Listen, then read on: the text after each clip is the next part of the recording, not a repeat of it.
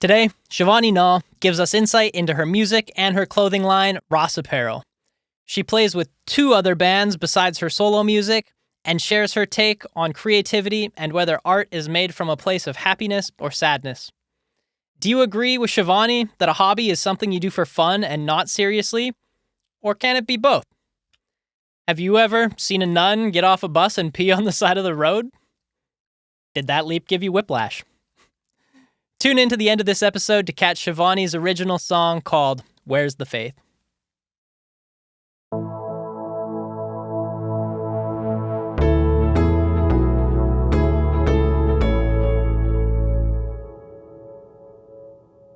All right, welcome back to another episode of Creative Conversations. Today we're talking to Shavani Nall. She is a keyboardist, and did I get your name wrong? Is that why you're laughing? No, I burped into the mic. I hope that wasn't recorded, but whatever. And then I outed you on it. Shavani is a singer and a keyboardist, and she's got her own clothing line. So today we're going to talk to Shavani about all of the creative things that she does and how creativity plays into her life. Yes, let's talk about me. Okay, so before we restarted with that clap, we were talking about your music already. So let's dive back into that. We were comparing your house sound to your solo music. And I guess it's not really solo music because you said you have a band, right? Yeah. So you're in two bands and just one of them is dominated by house sound and one of them is dominated by you. Yeah. Okay. Which one do you want to talk about first? I guess we can start with my band, or like me. The Shavani experience. Yeah. Since it's my show and you're interviewing me and we're doing this podcast about me. So I guess, yeah, we'll probably touch more on house sound while we're talking to Graham. Yeah. Yeah, sure. I mean, we can talk a little bit about that too. I mean, whatever. So how many songs do you have on you're currently getting ready to put out, is it an EP or an LP? As far as I know, an EP. EP. Okay. Yeah. How many songs do you have on your EP? It's interesting you asked that because I thought I had 3, and then just recently, I mean, just yesterday, I feel a song coming on, so it's ongoing. I guess I'm writing it as we speak. That's why. Yeah. So if you zone out while we're talking, it's because you just got a lyric for your new song? Maybe if something you say inspires me, or yeah. Here's hoping. It happens to me sometimes. Last summer, I was sitting on the deck with my sister, and we were just shooting the shit about something. And every 5 minutes, I would say something, and it would just be like a 3-word rhyme. And I would be like, damn, that would make a good lyric. And it went just the whole day. You did come up with you did when we met a few days ago.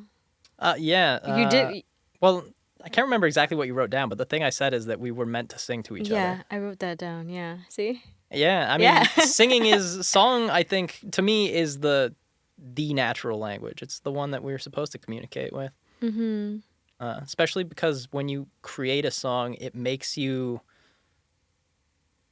condense all of the most important thoughts and feelings into a very few set of words. Yeah, I think it's really beautiful. Like today I teach vocals as well, and sometimes my students actually really do inspire me because I have an Indian classical singer taking voice lessons from me, and just the way she's singing. It's funny, right? Because I am a master of what I'm doing. Well, close enough anyways. You're always learning, but we started she was copying what I was doing because we were warming up, and then I was like, okay, Sanj, now I want you to freestyle on this. And she went, wow, and she went, I can't do what she's doing. I'd love to learn a little bit of that, but that just totally inspired me for the song, because I was doing harmonies with a certain chord progression, and I was able to do harmonies with my students. And with this girl, she was doing this classical Indian freestyle on it, and it just blew my mind. And I'm thinking, oh my god, I'm gonna write this song, so I guess, yeah, when you asked about my EP, I thought it was 3 songs, but it's gonna be a 4th song too, I guess, coming in. That's fantastic. Yeah. That's 4 more songs and you got yourself an LP. But sorry, I think I lost my thought. What was your question though, which made me like? I mean, originally we had started talking about like we were gonna go between your music or house sound music. No, we had you. started talking about your music. Well, no, you were talking about like the topic of like we should be singing to each other. Oh yeah, I don't think I had a follow up. Did I? I was just saying Yeah. that that's what I believe. 'Cause- Okay. Okay. I had a point to that. Like the reason why I was sharing about like my student. Anyways, whatever. It's been a long day. Okay, let's go. So were you and your students singing to each other? Is that what inspired it? Do you felt like you were communicating on another level while you were singing together, and that was what inspired your song? Yeah, the song that I'm about to write. Yeah, the start of it too. It's really cool. Yeah. So one of the things that I'm always extremely curious about when I'm talking to people that write music is what is your process or inspiration for the actual lyrics themselves? Like, I know for me as a writer, what inspires me, and quite often it starts with like a walk outside or like trees, forest, staring blankly at things, and then words will just start to like form together in my head. So I always want to compare to other writers and see what their process is. For me, it's the same thing, but I think it comes from like when I'm feeling a certain way and I sit in front of the piano and I play a melody I like, and it's usually a melody that doesn't.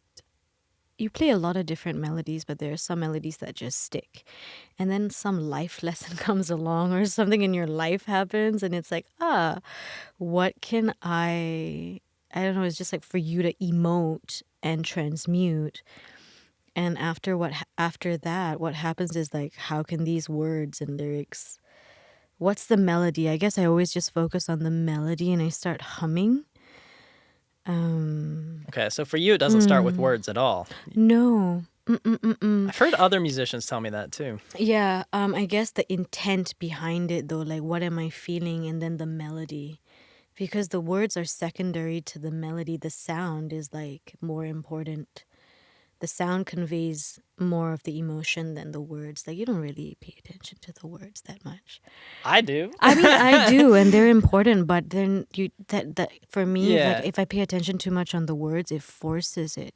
Whereas if it's a melody, it's not Interesting. Okay. forced. And then the words have to make sense, of course. Like Yeah. yeah, I guess that's. How do you fit words to a melody? That's something that I've always found, like as someone that has no like musical training really to this point, besides what I've started to learn in the last year, I've always been curious about how musicians fit words to a melody. Can you talk about that? Yeah, I tell you something funny. Like I was playing these two chords, right? And I don't like you anymore. And during the summer when it was hot and I was horny, I was like, I wish someone would ask me out. And so I sang about it because it was so whimsical. Like, but no, I just felt like it was so beautiful, and I felt like people should be asking other people out more and stop being afraid, because I just came back from the Dominican Republic where people were so like interactive compared to Canada. I was in Mexico this summer and I had like pretty much the same experience. Like people are actually willing to smile at you and talk to you in other places, but here everyone, as soon as you make eye contact, they look down. I don't know. People smile at me and they don't look down. I don't know about you, but Wow. Okay. I guess I'm just not popular. I'm kind of surprised too. Like even when I'm feeling down and you're feeling shitty, I'm surprised. Like people actually smile at me because I'm like, when you're not feeling good internally, like externally things don't seem to work out. But these past few days, it's like, why is everybody so like happy? I think I figured it out. You don't think they're looking down because when they look down, that's when they make eye contact with you?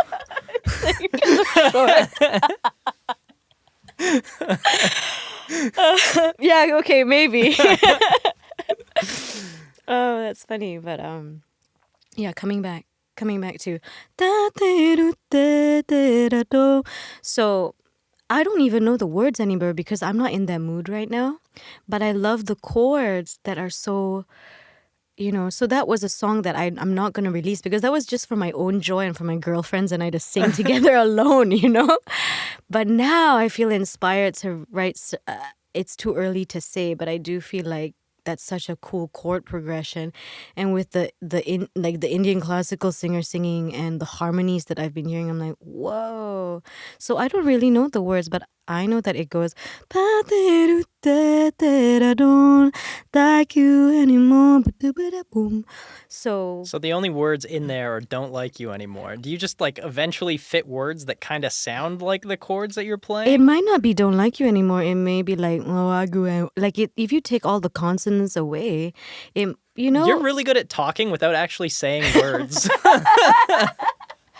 I guess that comes back to what wraps it up. I think we lost our train of thought. I went off because you were talking about how music can convey so easily with a few words. And Yeah. I was teaching this song called Corcovado. It's this beautiful bossa nova number from Jobim. And final flicker of life's ember. And I was explaining to my students, like, do you know how romantic this song is? Till the final flicker of life's ember. Till the final flicker of life's ember. Because a girl asked me, and she's from Nepal, and she's living here. She's one of my students, and she's like, what's ember? And I'm like, ember's like a coal that's about to die, but it's like still hot. How beautiful is that line? It is pretty beautiful. It's profound It's and it's pa- like it's it's profound, like the yeah. I will love you till the final flicker of life's ember. Oof. Oh my god. the beauty and impermanence aspect. And it says so much, right? Absolutely, yeah. Yeah. What kind of music inspires you the most? Oof. Um, what kind of music? Like a genre? Or like, Doesn't need to be a genre. It could be an artist, or it okay. could be like, are there specific sounds or instruments? Like for me, I love piano and violin above all other instruments. Oh yeah. That's cool. No, that's cool because I jam with a violinist and we actually have a violinist in our band. Faiz, who plays a lot of Persian style Okay, so scales. your band, you have you as a keyboardist and you have a violinist. What other instruments are in your band? So recently there's an addition of Thomas, who you heard play with House Sound, Yep. and Wait, he's in 3 bands?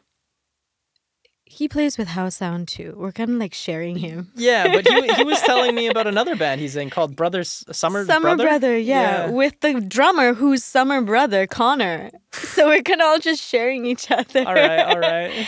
In our own projects, but I think that's what's You're so taking cool. turns being the lead on what songs are going out. I think that's cool. I mean, I definitely want to work more with them so that we can all. There was a moment where we all got on the mic and sang, and I think that's cool when the whole band starts It's jumping fun. in. Yeah, I mean, that's what you're there to do is jam together, right? Yeah, but the whole like one vocalist and like I don't know, that's not my style. I mean, I like everybody to just be sharing harmonies and voices. Yeah, it's cool. Yeah, it's more dynamic and more like inclusive.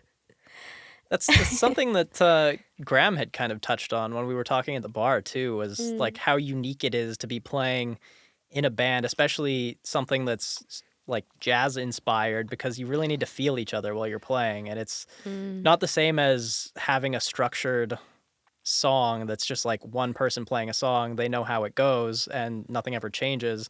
You kind of need to like feel how the other musicians in the group are transitioning and like work with it and run off of it. And as someone who can't play an instrument, to me that just sounds like wild. How do you do that? Yeah, that's why I'm really careful. Like, we're almost like telepathic, you know? I feel like when you have a good connection with some musicians and they can feel you so easily, it's like the communication is like wordless sometimes. It's kind of like, oh, I better watch my thoughts around this person. But it's cool. I don't have the answers. I think it's just being able to communicate in a different way that's like sonic and it's cool.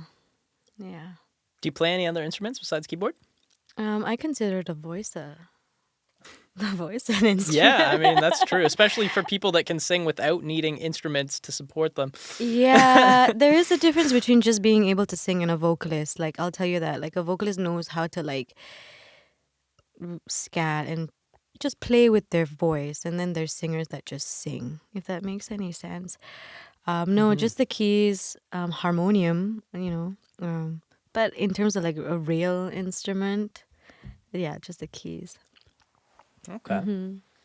Um, when you are playing either on, like, in your solo stuff, which isn't really solo stuff, or in how sound stuff, like, what's the difference between those two styles? Mm, um, I guess my Graham House Sound does a lot of trip hop and like down tempo. It was It's definitely the most unique set of music that I had personally experienced. yeah, yeah. It's kind of Portisheady and Massive Attacky. If you've ever heard of Portishead, Yeah. it has a bit of that grindy, I have a friend that did grimy. a burlesque dance to Portishead song in Give me a university. Yeah. reason. Yeah. Yeah. To love. Yeah. Yeah, so I think he's really inspired by that, and I feel like throughout the years, just like him as a mentor, and my experience just traveling and getting into sound healing and just my classical background, just I guess mine's softer. It's more neo soul, whereas Graham's a bit.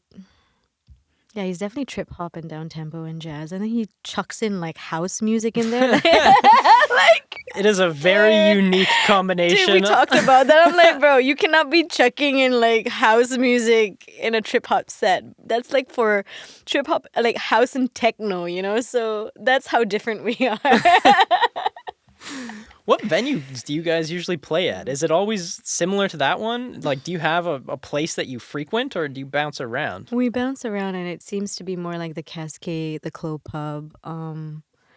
So yeah, we did do like a festival last year, called Electric Love. Sounds like a fun festival.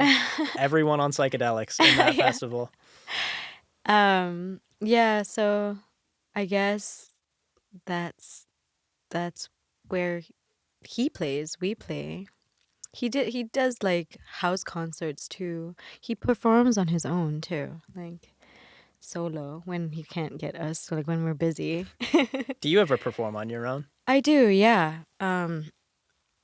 So I have a show coming up at Guilt and Company next year because I'm going away, so it has to be next year in March. I do perform on my own, but I like the support of other musicians. Very much It's so. very liberating and nice to perform alone too. Yeah, it's nice when people come up to you and be like, "Wow, oh, that was enough for you? Like the piano and the voice, that's just enough? No, like harmonies, backup vocals, like all of that other stuff, right? That make you sound good, but it's nice to know that you just sound good just like that." Definitely would be a vote of confidence. Absolutely. Yeah. So you mentioned earlier that you're traveling and that you've traveled a lot. Uh-huh. Something common theme throughout my life is that every time I've traveled, it has drastically increased my amount of perspective and thus my creativity. So I would love to hear from an artist, like how has traveling affected your creativity? So much. Oh my God. It's like that's why I want to do all these things that I'm inspired. I want to do it now, but it takes time I feel that. I feel that. and consistency, right? Which is, Consistency is probably one of the hardest parts for a lot of people. It's yeah. actually that if you ever get into golfing and you want to improve If your I golf ever get game, into golfing. assuming that you don't golf, do you golf? No, I do not You didn't golf. strike me as a golfer. Yeah. But Not the pants, no? consistency, The checkered pants? Not just a little bit? I don't think maybe like an original Scottish person with the high socks would wear those kinds of pants on the golf course. We'll have to get Adam's opinion on that when we're done here. Okay. Adam is one of my best golf buddies, so he has more fashion sense than me, so he'll be able to let us know if those are golf appropriate. Okay. That look you gave me when you looked at my pants, you were analyzing, all right. Okay, yes. If I ever get into golfing, like as you were But yeah, saying. back on to the consistency Yeah, part. consistency. Most people will suck at golf relentlessly because despite all of the things that they try and prove, they never work on their consistency. So if you like, I feel like that's something that trips up a lot of people outside of just golf is like they are trying to get better by biting off a very large chunk of something rather than trying to repeatedly improve on a smaller piece. Does that make sense to you? Can you say that again? Like I wanna download what you're saying right now. I Like a feel like lot I of need this. a lot of people have time like completing something or like improving on something because they see that they suck at it and they want to be better, but they just every time they try it they suck and that's all they see, right? Whereas if they broke that down into like, okay, I suck at this small thing, and this small thing, and together that makes me suck at the whole thing. But if I focus on improving this one small thing first, even if I suck at the other two, I get good at that one, I will eventually get good at the other two, and then I won't suck overall. And it's a lot more approachable because you're breaking it down into smaller chunks. Mm-hmm. Does that make sense at Yeah, it all? does. Yeah, Do you feel like it totally would be agree. a useful way to approach things for you, or does it? I do approach it like that actually. Yeah, Yeah, and I think that's why I'm successful at some things. at something. What would you consider yourself successful at? And when I think about that, I just feel like there's so many things I can improve. Because it's like always continuously climbing a mountain. Don't you feel like when you've achieved a mountain, it's like you look up again, it's like another mountain. But you turn and you're like, oh my God, like I'm on a Everywhere I look is mountain. mountains. It's just all mountains everywhere. Oh, One of my favorite man. lines in any song is from Sweet Child of Mine. If I claim to be a wise man, it surely means that I don't know. And like every time I think that I've mastered something, I try to remember that line because it reminds me that there is still so much work to do. Yeah. Yeah. Facts. Do you have any such inspirational lyrics that you always come back to as a musician? Oof. My own lyrics? Well, yeah, let's talk No, but about it's that. true. Like, you make these poems like songs. Like just today I watched a reel by Alicia Keys where she wrote a poem called Golden Child when she was coming up. And I think as you come up in your career, as an artist, I guess she was just trying to say like there were a lot of people doubting her sound and her style and who she is. And there will be a time when you just have to stand your ground and know that you are who you are. And she wrote this poem called Golden Child and she shared it. This was written like 20 years ago when she was still starting out, and she read this poem in this talk show, and she was just saying, I'm gonna make this a song. And anyways, coming back to lyrics, I guess what you're asking is like lyrics from somebody else or lyrics by myself, I because mean, it could be either because as far as I'm concerned, like the only reason that most lyrics would be in a popular song that we would know is because someone at some point was obsessed with them and said that the world needs to hear this in a different way. So if you are that obsessed with that sequence of words, it has powerful meaning to you, which means it probably could have powerful meaning to other people.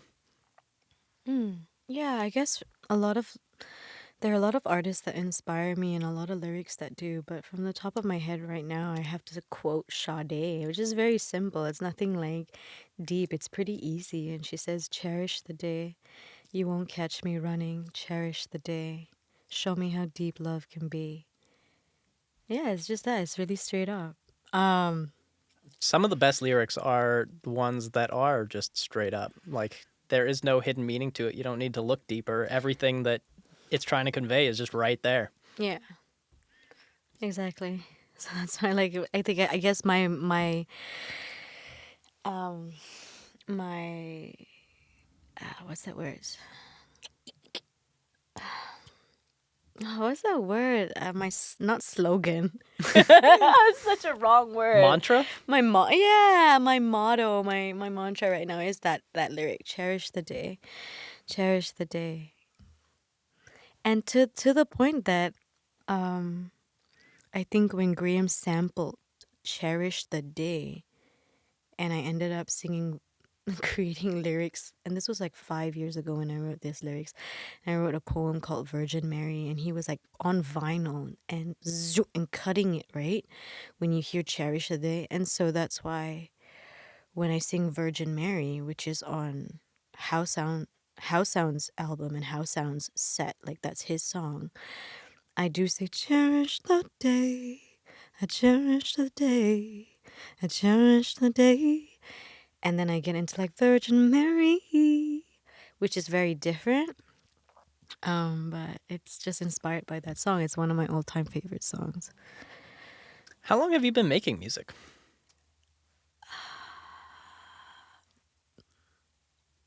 I would say like 5 years. Making music, like 5 years behind closed doors. And what got Not you being onto it? seen. Don't see me. I mean, I feel that. I'm still there.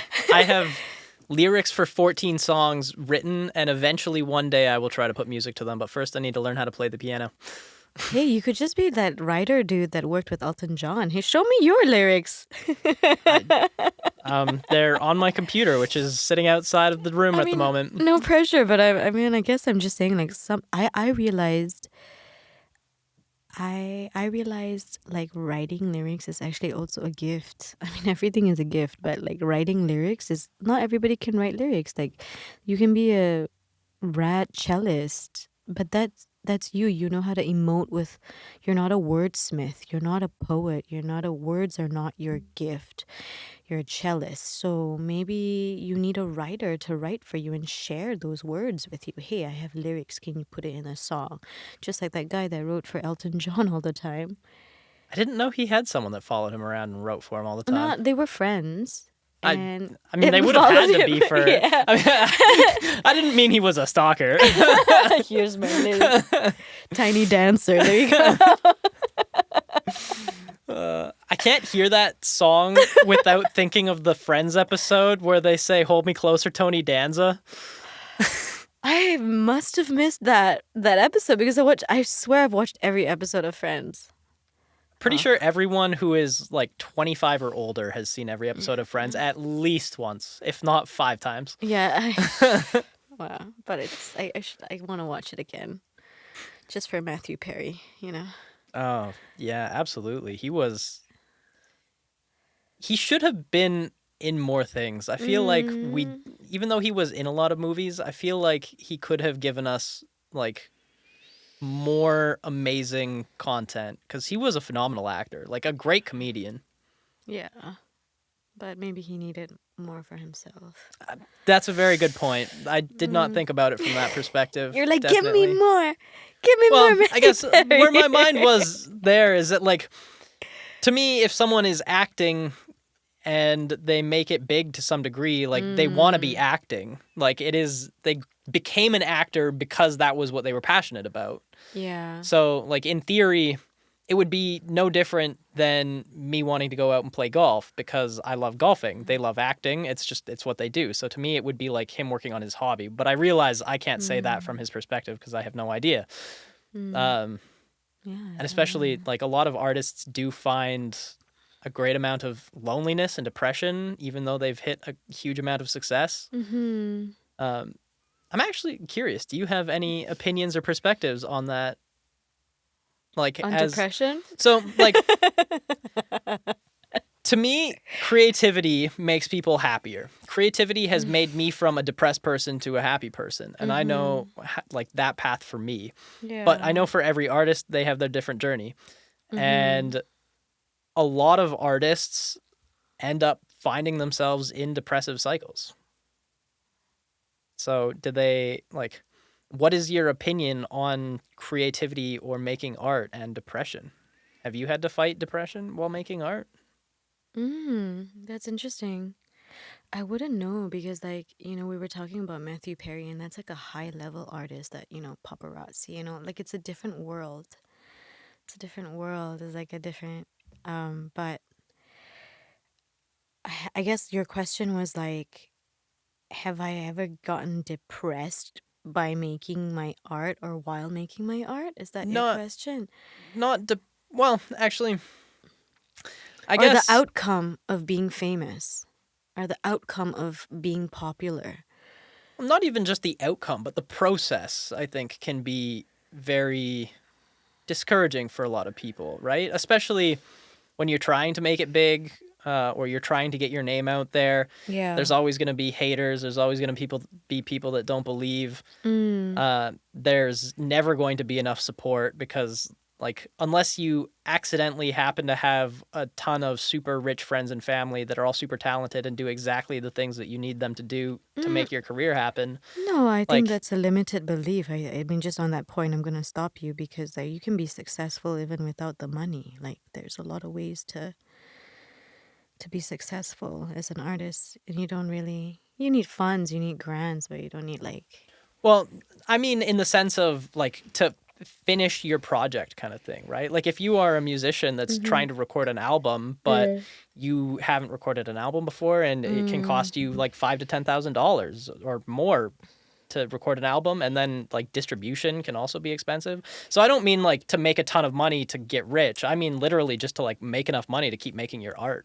Mm-hmm. I guess that's when you gotta like really push it and be good at what you do and be of service to people, and somehow that money will come. I don't know, like you don't really go into art doing like the money. Like you go into doing art because it brings you so much joy, and then it brings joy, and then you find out like that brings joy to other people. Like I was so self-conscious about this meditational piece that I did. Like there's another side of me, right? Like you heard me do house sound, and it's gritty and grimy, like Bandit Queen, and it's like all heavy with the hip hop beats and everything. And then like on the other side, you see me dressed in white, and I feel like this divine angel singing oohs and ahs and doing meditation, right? Like you're safe, you're home, and but and saying all these words in my meditational um in this meditational piece. And I want to pursue a bit of meditational music because that stuff actually made me feel good.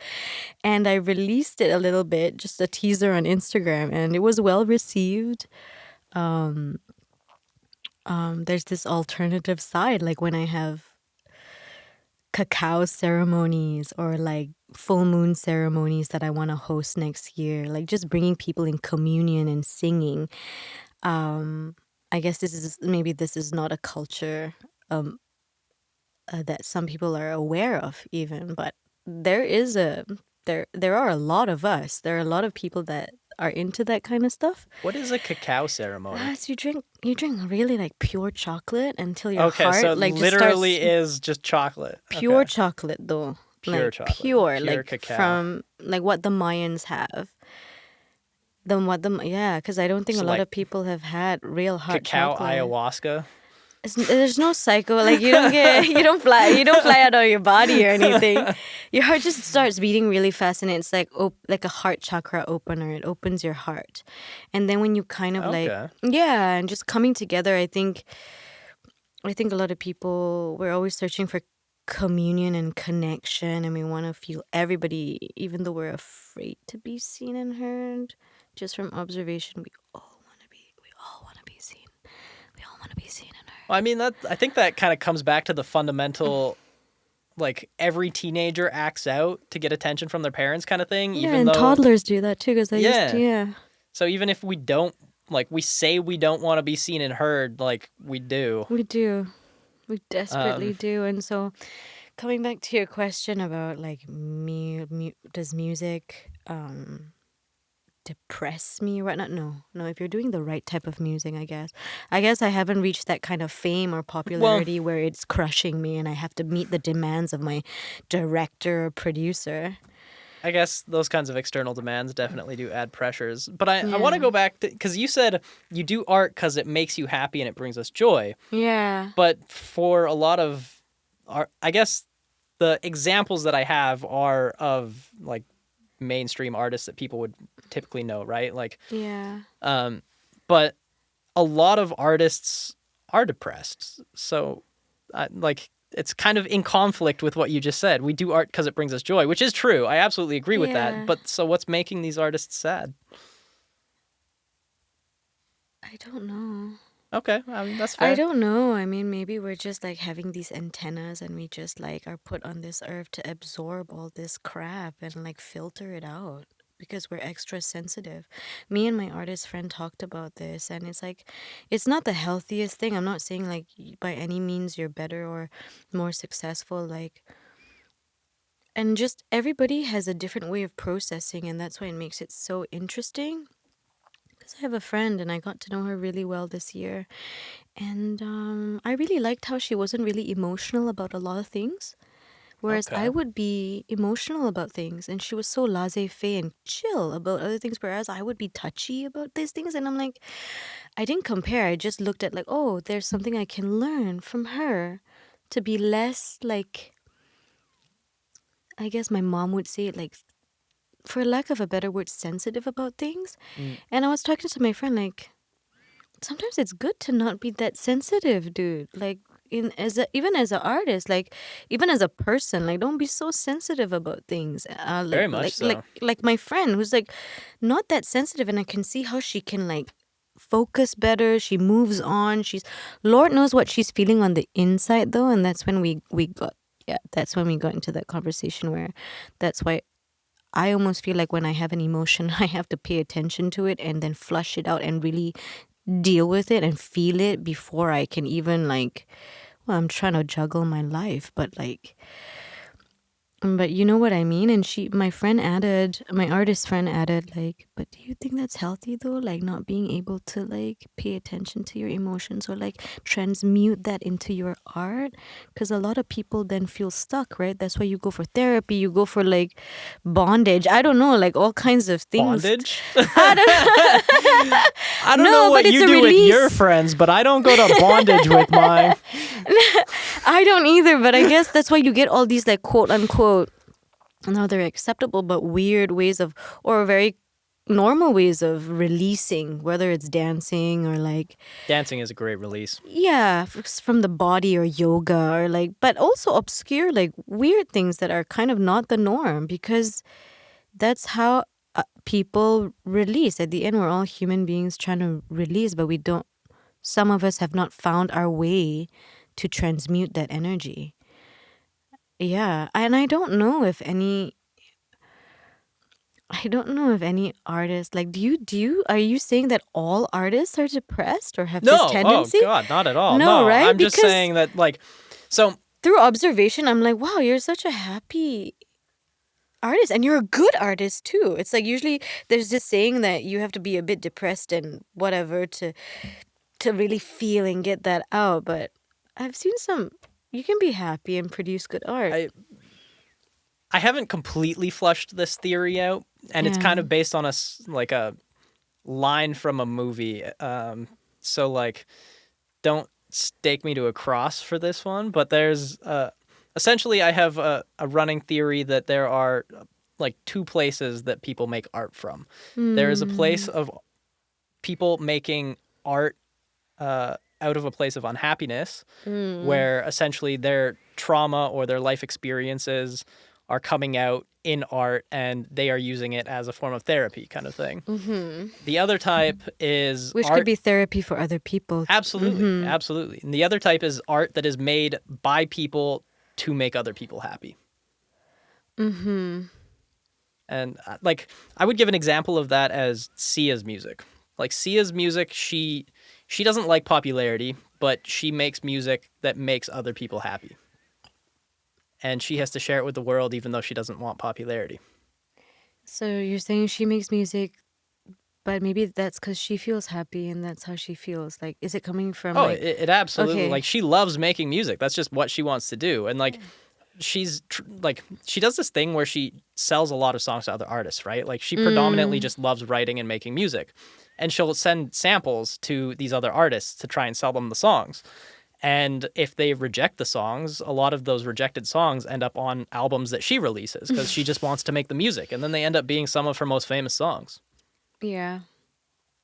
And like, to me, I've always got this intense sense that the music she makes, like, don't get me wrong, there's a lot of music that she has that she's made like to, like, as a form of therapy or like as a coping mechanism or getting something out or to tell a story or whatnot. But I feel like the primary motivation for a lot of her music is to try and make other people's lives better.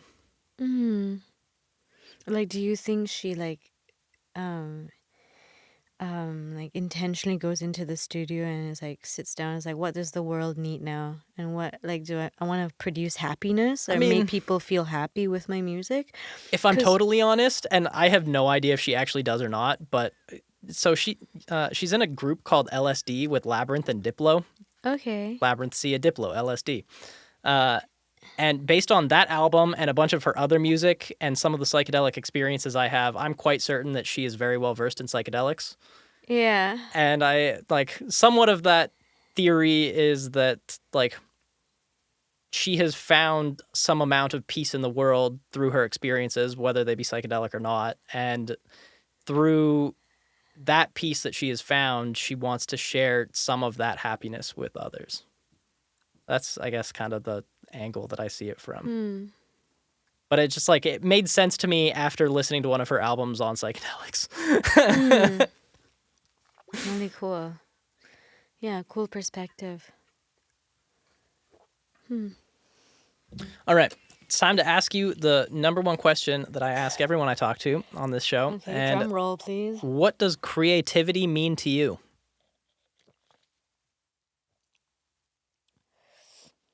What does creativity mean to me? Oh, I don't know. Well, dig deep. I will sit here patiently in silence until you give me an answer I'm satisfied with. Really? 1 hour later. 2 hours later.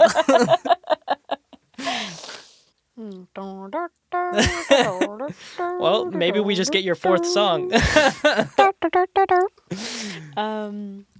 does creativity mean to me?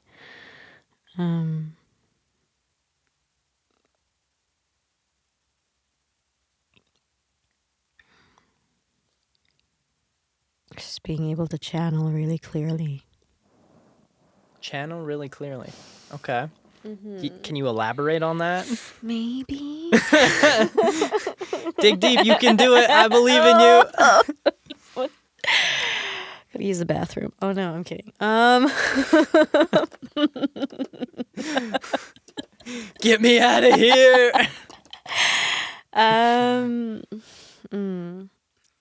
I guess just not like, okay, what does creativity mean to me?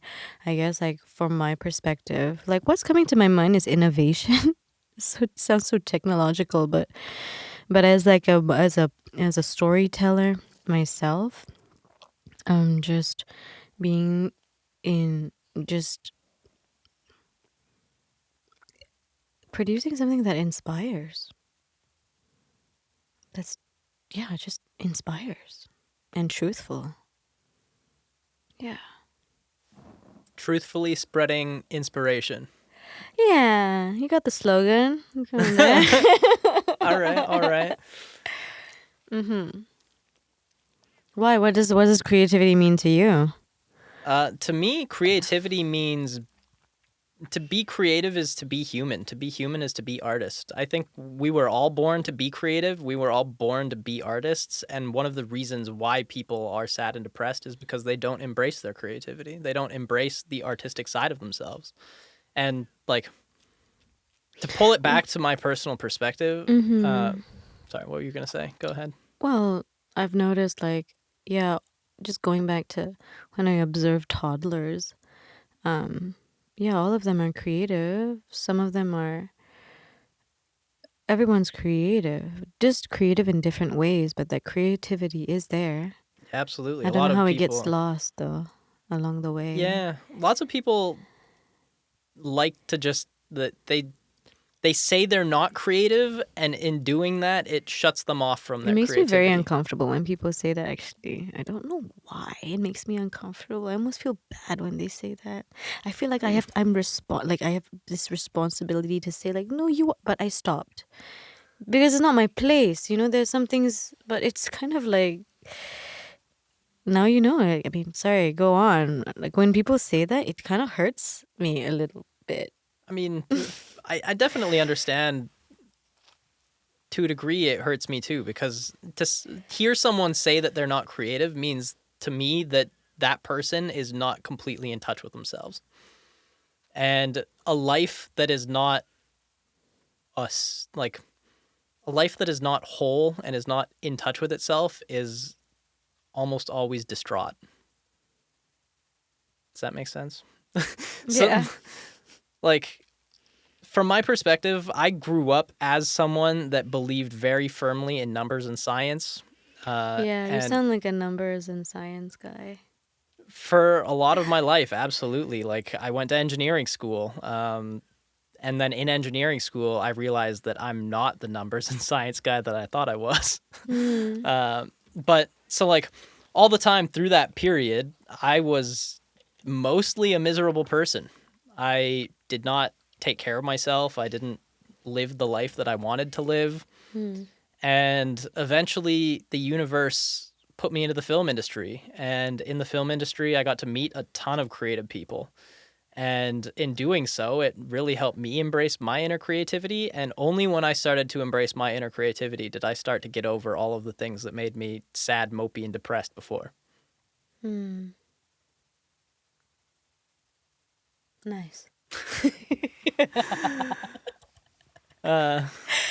That's good. So, That's good. Because, yeah, so that's what creativity is from my perspective. Like, it is a fundamental life energy that we have. And when people convince themselves that they're not creative, it, to me, feels like they're shutting off a piece of themselves. And similar to, like, if people are suppressing their emotions, they're going to have a bad time. Like, if Yeah. you are suppressing your creativity, you're probably not enjoying life. it's true. It's like painfully true. Yeah. What other creative hobbies do you have? What creative hobbies do I have? Yeah. I'm allowed hobbies. Of course you're allowed hobbies. Who said you're not allowed hobbies? Well, I like to surf. I think I can surf after like 6 months of waking up in the morning and surfing every day and getting pummeled by the waves. I can like paddle out a little bit and ride a mini wave, Woo! Woo! I mean, that's more wave than I can ride, so... Yeah, the ocean teaches me a lot of things. And Do you need a smaller surfboard? no, Or do you use the full length? I think there's like a long board and then a short board. I like the long board just because it's easier. Short board is hard. It's hard. You're balancing on a shorter board. I mean, there's some dudes that are your height. You're like 6 foot. Yeah, You're like 6 foot. yeah, That's it. yeah. Soft or hard? Sorry. I'm being funny. It's just like a joke I read somewhere, okay? That caught me off guard for a second. That was a good one. I need to remember that. Yeah. So I've seen dudes like you like surf like it's 5 foot boards. Like there's a short board. All the pro surfers. Yeah, but on a full length board, it's like twice the length as you, I guess is where I was going with that. Oh no, I think it's separate. Like you want a long board or you want a short board. It's like, do you want a long board or do you want a skateboard? Do you know what I mean? There's longboarders. Skateboard would be a lot harder on the waves. It's not a lot to work with. Yeah. But I guess like, have you surfed? Never. Have you ever tried even in Tofino? I've never been to Tofino. The closest I've been to Tofino is Tacofino. Great place for lunch, by the way. Solid burritos. Oh, that's funny. Is Tacofino from Tofino? Yeah. Yeah, of course it does. Makes Probably sense. the most famous thing that's ever come out of Tofino, honestly. Um, um, yeah, okay. What was the question again? You asked if I had ever surfed before, and I said no. Oh yeah, my 'cause I've never hobby been is to Tofino. surfing. I like to eat food. I guess that's not like a Eating food as hobby. cooking food I is a like riding creative my hobby. bike. I mean, I'm pretty basic, really. Like riding my bike, like kissing the sun, like just like Kissing the sun. smiling while riding my bike gives me so much joy. It's a hobby. That is a simple and peaceful existence. Yeah, so nice. That's it. I know, people will say like yoga, and all that. I'm like, yeah, that's part of life, right? It's not really a hobby. Oh, So how do interesting. you Let's do- dive yeah. into that. What do you consider to be part of life and not a Exactly. hobby? Where Yeah, is yoga the is part line of there? life, dude. It's not a hobby. It's like I gotta like, yeah. Is there anything else that you consider part of life and not a hobby that's like that? Because lots of people would consider yoga a Yeah, hobby. that's right. I'm just realizing myself as I speak. Like, what was the question? Sorry. Hobbies. What Hobbies. else do you consider My name is Hobbies. hobbies? It sounds like hummus. Yeah. What would I consider a hobby? I guess something you just do for fun, but not seriously.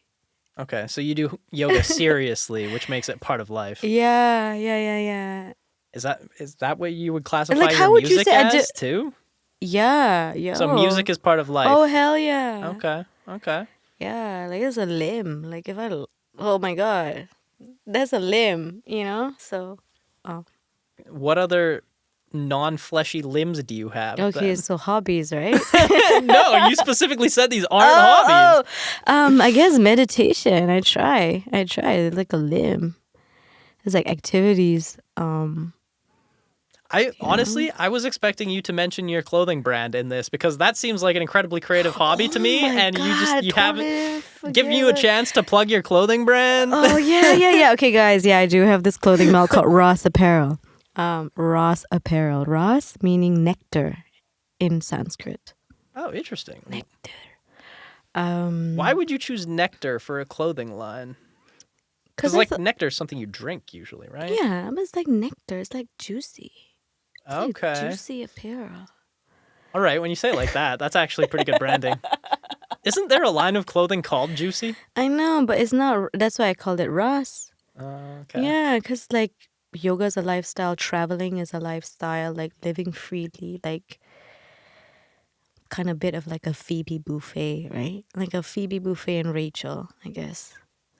So you just equated yourself to Phoebe Buffet and you don't remember the Tony Danza episode? No, exactly. I know. I should know it because I've watched Friends a lot, like 5 times each episode. Maybe if I watch it again, I'll remember. But part of life. I don't really have a lot of hobbies. I guess that's why I said riding my bike in the sunshine is a hobby. Because I can live without it, but I enjoy it. Okay. So you mentioned that traveling is a way of life. Do you consider your life to be traveling as a way of life? Yeah. Because in the brief conversations we've had, you have mentioned several places that you've been to. Mm-hmm. So touch on the importance of traveling in your development as a person and as a creative. I don't want to because like I'll be like No thanks. Next no, question, wait, please. no, wait, let me say this because like sometimes sometimes it's good to be a bit selfish, and some things are so good. It's like I just want to keep it for myself. But Talking about traveling is too good to share with I people? should share this. Well, okay. Yeah, I do like to travel, and I travel like potentially like 3 months to 6 months a year. Yeah, it's a good life. That is definitely a lifestyle choice if you were doing it that It frequently. is, and it's not for everyone, actually. No. Actually, just this last summer, I had a traveling violinist staying in this room before I turned it into a sound studio. What was his name? She actually, her name was Eva. Okay. Her YouTube account is Worldwide Violin. If anyone wants to check that out. Mm. Yeah, she just like through my roommate, a random person that he met in Italy, texted him before last summer and was like, I've got a friend that's coming to Vancouver. Do you know anyone with a room? And he was like, me, I've got a room. And then we just ended up with this absolutely wonderful violinist staying in the house for the summer. And Wow. yeah, her music was beautiful. She would go down and busk at Robson and other places around the Lower Mainland too, but almost everywhere in the Lower Mainland, security will like kick you out if you don't have a permit for busking.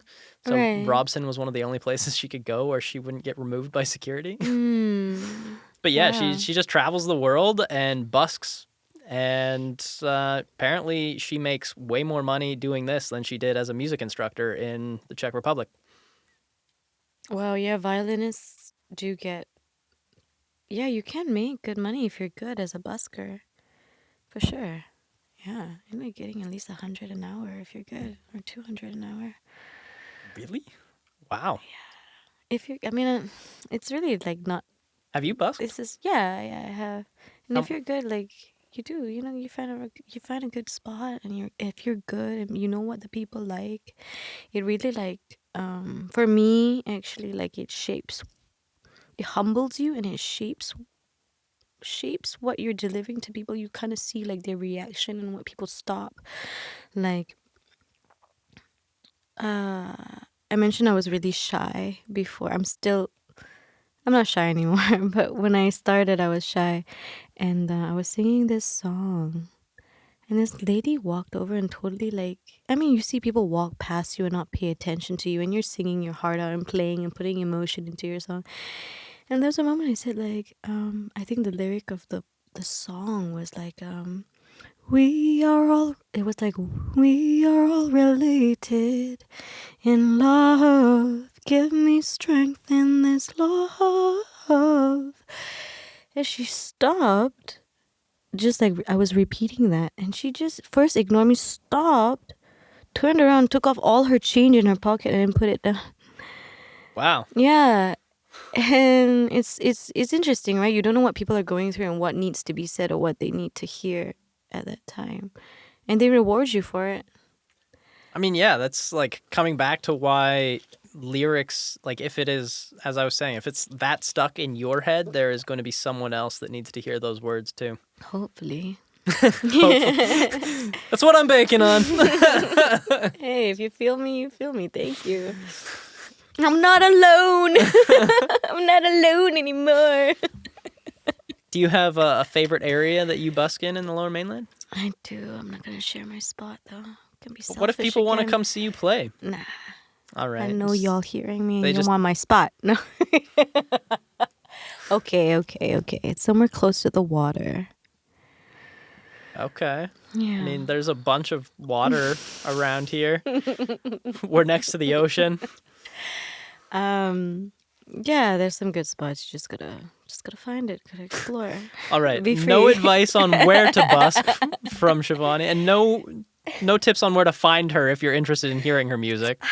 You can find me through Instagram or like Facebook or something. Instagram is best, I guess. I can't give you my number or anything. It'd be too personal. We People could call- superimpose it on the screen if you want. Just give it to everybody. No, please don't. Oh yeah, I did a show with at Granville Street Party, and then towards the end, I was like, "Hey guys, don't be shy. Come up and talk to me. Like, I'm always an open person. Like, y'all can come up and talk to me, and get to know me. Don't be shy. I'm not a stranger. If you want to talk." And then. And then it just got awkward because I was like, in my head, I was like, but don't come up to me with your problems, right? But the drummer behind me, Connor, was just like, he was the one that said it in my ear. And I was like, yeah, come up and talk to me, but not about your personal problems. I don't know. It was funny. People started laughing because it's true. Like, you want to be open to people, right? But just putting, yeah. That's fair enough. As a curiosity for people that are trying to break into break into, break out, when they're trying to get started. Because Yeah. it requires a lot of bravery to get up on a stage and sing in front of people, or to Yeah. share your art with people. Mm-hmm. What helped you overcome that hurdle, that internal voice that tells you that it's not going to be good or that people won't like it?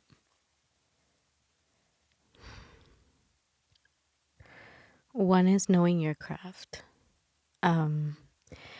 So I think what pushed me was because I started singing at 9 and I was like already making up songs. And then my mom heard me, and then I serendipitously, like, there was an opera singer living just across the street. And so I guess I crafted that skill. But, you know, it wasn't an easy path for me. There were a lot of times where my confidence was broken and severely tested, right? Life got in the way. And what pushed me was that belief that, and also like I could not sing and play music. It was like I had to do it. I don't know why. Like, I asked myself, like, I just have to do it. Like, it's what I'm supposed to do, I guess. And I was like denying it so much. Like, is it for the fame? Is it for like popular? Like, why do I even need to share this? And then, you know, you get the confidence, like you push yourself up on stage, you make all the mistakes because you're nervous, but you know you have to do it. Like, you know, Eminem, like why did he wrote a really good book, but when I watched 8th Mile, have you watched 8th Mile? Oh, yeah. I Oh, it's didn't know he so wrote a book, good. though. Yeah. So I need to powerful. check that out. Yeah. The thing that I found weird about 8 Mile, though, is that he's in it, he made it, but there are details from it that, like, he purposely made some of the details not accurate to his life, but his life detail would have made just as good of a story. I was always super confused as to why he would do that. Just, like, little changes here and there. How do you know he made those changes? Because you can, like, a few years ago when I rewatched 8 Mile, I don't know, maybe like 4 or 5 years ago, and after watching it, I was like, that thing, I don't remember that thing. And I went to like Wikipedia and I like looked up a couple of the details, because like some of the music that he's released since that movie, like it mentions like family or friends or like certain things that happened in the past kind of thing, right? And I just remembered that song or that lyric while watching the movie, and I was like, wait, but I'm pretty sure he released something that's like different than what the movie just said. So I went back and I double checked, and yeah, there were just like little details here and there that were slightly different. You know, it's Hollywood, man. Yeah, I mean, could have been Hollywood, definitely. Maybe like some personal detail he didn't feel like sharing in the movie. Yeah, I think sometimes you want a bit. Also, by the time by the time I rewatched it, I think he had already had his Recovery album out. And between 8 Mile and Recovery, there's like 15 years of relapsing and like therapy and trauma getting over and whatnot, right? So it could have been stuff that he wasn't willing to share back then that he got more comfortable with sharing after his journey through several stints in rehab. Yeah. I guess like, yeah, we were coming back like, what, you know, like you saw him puking, right? Like, dude, why would you put yourself through this? You know, like this makes you puke and you want to go on stage. What made him do it? Why put yourself through this? Shame, like you're gonna get booed. What made him go up on stage, even though he was, as he was saying, like knees weak, like puking, Arms are heavy, vomit on his sweater already, mom spaghetti. Yeah. Right? So it's the same thing. Every time when I get nervous, I think about that. I'm like, nah, you gotta have like an inner fortitude and just like, I don't know, like just do it. You only live one life. Like, I think to me that's the biggest part, is we have one life, and you are going to regret the things that you did not try way more than you are going to regret the things that you tried and failed at. you know who said this poignant, beautiful thing on the bus years ago? And she was a nurse. She was a Filipina nurse. And she just whispered to me, she's like, which one would you regret not doing? I swear, man, every time I pass by that hospital, I think, which one would you regret not doing? So simple. And I'm like, go and do that one. Yeah, that's a great filter to apply to life. Absolutely. Yeah, and it's just like you meet public transport, man, sometimes. It's I like, don't know if I've ever met someone in a positive light on public transportation. Although one time, one of my earliest memories of riding a bus, I was like probably 12 or 13, not like school bus, but like public transit bus. A nun got off the bus, squatted next to the road, lifted her skirt, and peed on the side of the road. And in that moment, I was like, is that a real nun? Or is it someone in a nun costume? Because I feel like a nun wouldn't do that. oh my But, like, gosh. Yeah, that lingered with me for so long. Clearly, it still lingers with me all these years later. I just pictured that. Yeah, I'm wondering too. And now it will stay with you forever, too. Yeah, did you know you were on the bus? I mean, it was the middle of the day. There was like 40 people on the bus. She knew she had an audience. Gotta express yourself, man. You gotta express yourself. It's all bottled in. She was in public. Here's her chance. I don't know. All right. So right. before we wrap up here, I want to ask you if you have any advice to give to people that are trying to get started or trying to embrace their creativity to try to build that internal confidence. Yeah. What advice do you wish you had when you were trying to get started? I'm still getting started. Oh, I mean, you absolutely are. But there's always someone who is further back than you that is struggling with themselves internally about, like, do I get on that stage? Do I play this song for somebody? Do I even write the lyrics? Like, there's, for every person that is comfortable sharing their art, there is probably 10 people who have it locked up in their room somewhere.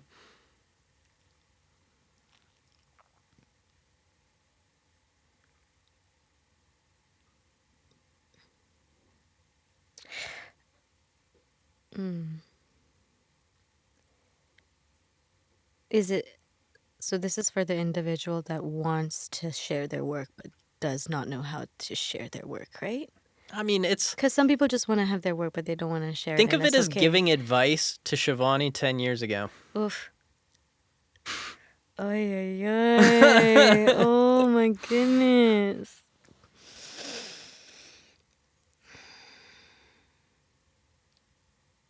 I think I would say, like, you are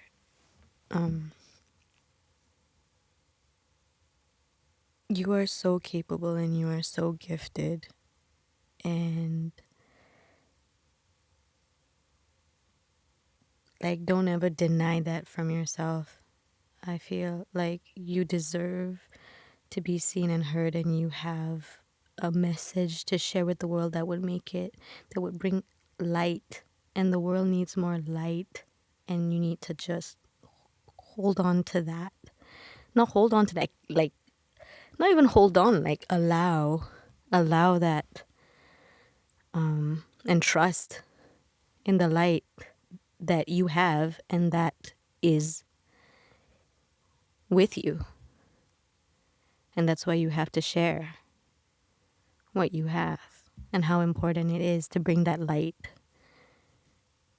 to shed that light to the world and others. Because then it just multiplies. I mean, very much so, yeah. I think the kind of similar to the point I made earlier about people that make art to make other people happy is, like, you are trying to spread that light to other people, try and make other people smile or trying to make other people's lives better by sharing your story or your art or whatever it is. But there are a lot of, like, first responders and people that don't necessarily do art, but they do bring so much, like, nurses and people that care. And I have a very loose definition of art. Okay. Remember how when I said to be human is to be artist? I think anything that we are very passionate about, that we take great pride in doing and take great care in executing on, that is art also. And what comes to me right now is, like, Lauryn Hill did this. She did this talk at this university, which was really profound. And she said something like, sometimes when you're used by God, or you want to call it the universe, or like channeling or whatever, right? Like, when you gotta be, used to be washing dishes. Sometimes it's not glamorous. Art is not glamorous. It's just like, yeah, I don't know why I said that, but it's like to make the world a better place and sharing your light, sharing your art is sometimes not a glamorous thing also. You just gotta enjoy it and know that you're making the world a better place or finding happiness in that. You know? So if it's not glamorous, and how do you know if it's making the world a better place and sharing it? Just by doing your part, Sometimes you just gotta do your part. Okay. So Yeah. It's putting like, your art into the world is doing your part for society? I guess it's just like, in terms of like being in a band, I always wish like I just want to be a part of the band and not sing. I just want to play like something small or what seems to be small but is so vital. So you're Like, saying you want to lose yourself in the music the moment you got it. You're never going to let it go. you only get one shot. Do not miss your chance to grow.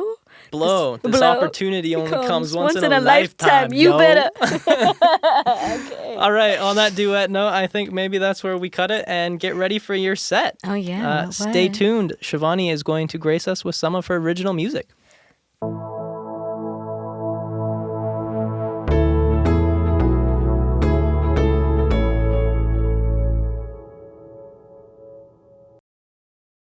Thank you for hanging out with us today. I hope you learned something, or at least had a chuckle or two. If you liked what you heard, hit all those fun buttons that keep us rolling. Now, without further ado, here's Where's the Faith?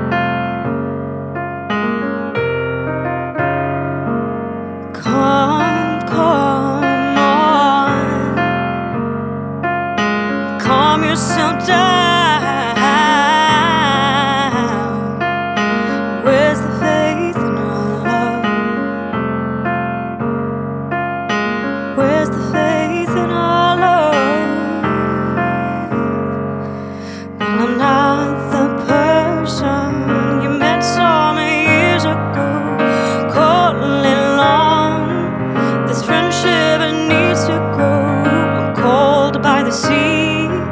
This one water rushing strong that know me today. 'Cause our love